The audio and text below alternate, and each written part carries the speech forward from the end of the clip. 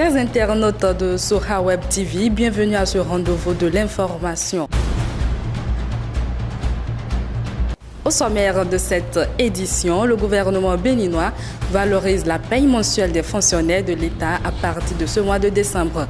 Raoul Adoko et Majid Liadi étaient à la rencontre de quelques salariés du département des Collines.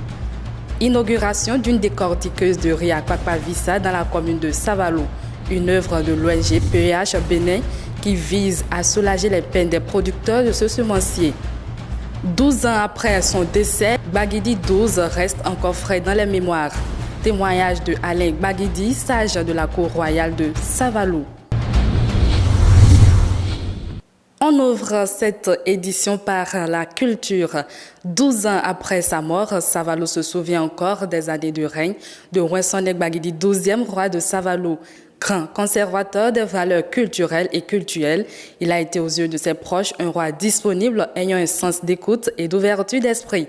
Témoignage de Alain Baguidi, sage de la cour royale de Savalo. Tout ce que je reconnais en lui, qui est de particulier, c'est qu'il est rassembleur. Il est rassembleur. Et il respecte la tradition. Il a respecté la tradition. Bien qu'il était déjà un peu vieux, il a respecté tout ce que les anciens faisaient. Aussi bien au niveau des religions, au niveau de la société et au niveau des cérémonies rituelles de la population et de leurs maris. Il s'entendait bien avec nos frères de l'Ouest, qui sont les Nagos. Ceux de l'Est également, ceux-là, c'est des fonds, c'est les gens de Aklankwa, Ouedeme, etc. Et pas fini, ceux-là aussi, ils nous ont lâchés. Parce que la décentralisation intervenant, ceux-là ne font plus partie du royaume de Savalo. Ils sont partis comme ça, bien qu'ils soient des maris et des nôtres. Ils sont partis comme ça. Donc c'est ce qu'il a pu faire. De la commune de Savalo, faisons un tour à présent dans la commune de Dassazomé. Après la rencontre gouvernement et syndicats des travailleurs du Bénin au sujet de la valorisation des salaires, la valorisation du SMIG et autres réactions vont bon train dans le rang des fonctionnaires. Pour certains, c'est une lutte de longue haleine. Pour d'autres, c'est une justice sociale que recherche le gouvernement. Voici le point dans ce reportage de Raoul Adoko et Majid Liadi. Le gouvernement béninois valorise le salaire des fonctionnaires qui travaillent pour l'État. Pour les travailleurs résidant dans le département des Collines, cette décision est le couronnement d'une lutte acharnée. Lorsque vous visitez l'histoire des luttes dans notre pays, les acquis ne l'ont jamais été tel que ceci s'est passé. Je prends l'histoire de la prime de revalorisation de la fonction enseignante dans ce pays. C'était parti de 1200, après 4000, après 10 000, après les 10 000 ont été supprimés et c'est 25 000. Et tout ça, c'est quand le spectre de l'année blanche plane sur le système que le pouvoir surgissait pour dire il est venu sauver l'année. Mais ceci, on n'a pas observé une seule seconde de grève. Et déjà, nous sommes à une indexation de 3%. Je ne dirais pas inédit, mais c'est déjà un grand pas salutaire. Aujourd'hui, à l'île de près, nous avons constaté que c'est les petits gagnants qui ont bénéficié beaucoup plus par rapport aux plus gagnants. Donc, c'est pour régler un problème d'équité, un problème de justice sociale.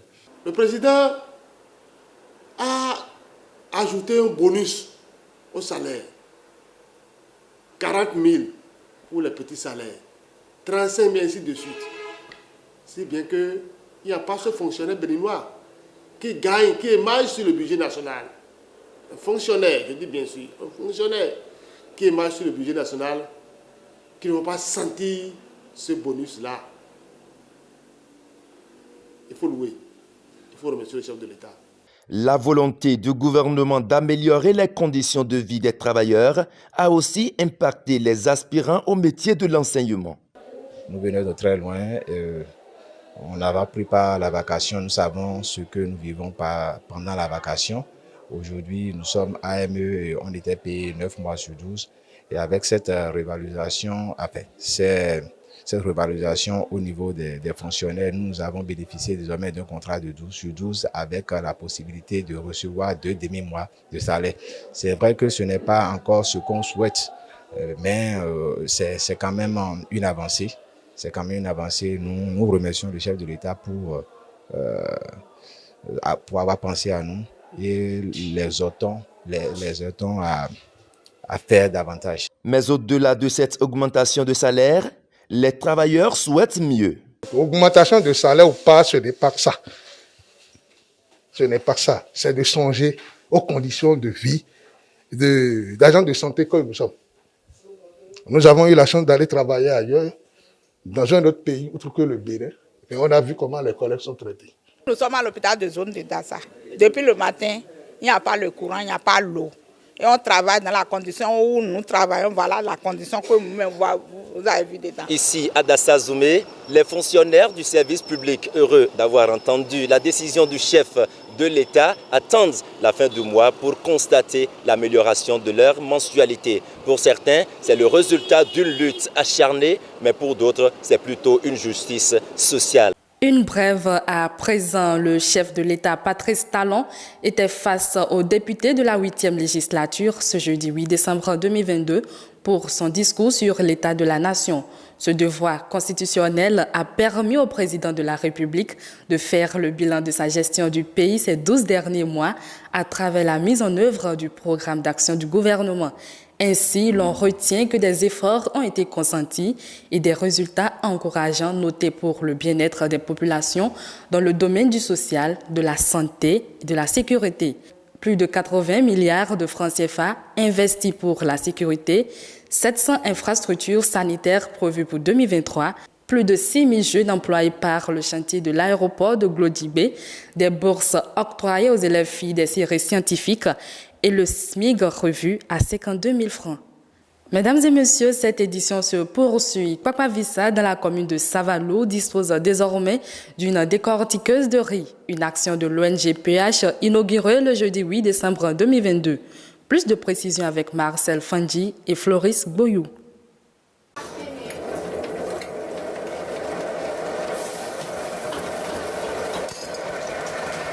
Une décortiqueuse de riz d'une puissance de 16 chevaux dotée d'une capacité de production de 800 kg par heure. Elle a coûté 4 532 000 à PEH Bénin. L'acquisition de cette machine s'inscrit dans le cadre du projet de renforcement de capacité des femmes productrices du riz. Un programme de sécurité alimentaire porté par l'ONG PEH Bénin et soutenu par le comité allemand de la Journée mondiale de la prière de la femme. Nous avons identifié Kwakwa-Vissa comme une zone de forte production de riz. Nous avons constaté que le rendement est faible, mais il y a l'engouement. Donc nous avons dû, au cours de l'année, faire un certain nombre de formations sur les bonnes pratiques culturelles jusqu'à la récolte et post-récolte même. Donc nous avons évalué, avant de commencer, nous avons évalué, le rendement était à peine moins de 3 tonnes, mais aujourd'hui on est à 4 voire 5 tonnes, les estimations faites. Nous avons accompagné au moins 30 femmes. Donc du coup, on se dit, on ne peut pas stimuler la population à produire le riz et ne pas offrir cette installation de décortiqueuse parce qu'une fois le riz produit, les gens vont jusqu'à Glazoué pour décortiquer. Donc Glazoué de Kwakwa-Vissa, c'est loin. Parfois dans les villages jusqu'à Savalou, Mokpa, etc. On se dit, il faut limiter cette perte de temps-là. Cette décortiqueuse est installée pour inciter les producteurs du riz à redoubler d'ardeur. Ceci, c'est une opportunité pour eux d'emblaver encore beaucoup de superficie les années à venir dans la production du riz. La joie qui inonde les cœurs de ces bénéficiaires est inestimable. Avec cette machine, ils s'engagent à produire une quantité considérable du riz les années à venir. Ils ont renouvelé leur reconnaissance à PEH Bénin et ses partenaires qui œuvrent depuis 2000 pour l'autonomisation de la femme rurale. Sport, pour mettre un terme à ce journal, la Fédération béninoise de football a officiellement lancé le championnat amateur Ligue 3, saison 2022-2023, le mercredi 7 décembre 2022. Le match d'ouverture a lieu au stade Omnisport de Savalou en présence de plusieurs acteurs du monde sportif. Marcel Fandji et Antoine Adobobo pour les précisions.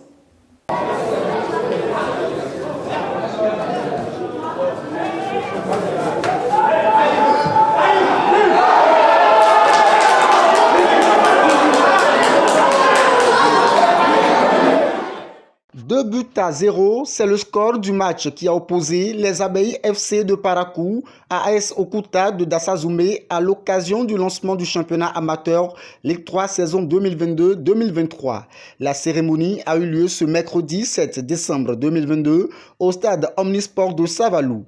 Le match inaugural a connu la présence du directeur départemental du sport Oluchegou Adjena, des coachs et plusieurs acteurs du monde sportif. Après les 90 minutes de jeu, Abeille FC ressort vainqueur avec 2 buts. Une victoire méritée, même si l'équipe adverse n'a pas non plus démérité, selon le directeur départemental du sport. Nous avons observé un bon jeu. C'est vrai, le jeu est un peu musclé, mais je pense que l'arbitre a joué sa partition.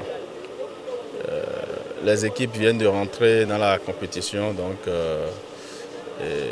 elles se cherchent,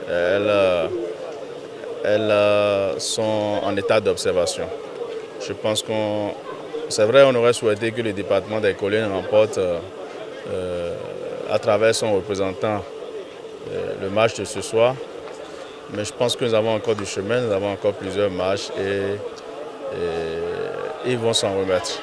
Selon les coachs des deux équipes, ces jeunes ont démontré tout leur talent sur le terrain. Ça a été tout un plaisir pour nous de voir ces deux équipes de la Ligue amateur présenter un spectacle assez intéressant. Il y a eu surtout un fair play au départ. Il y a eu un jeu suffisamment engagé par la suite. Il y a eu un résultat qui est en faveur des Abeilles FC.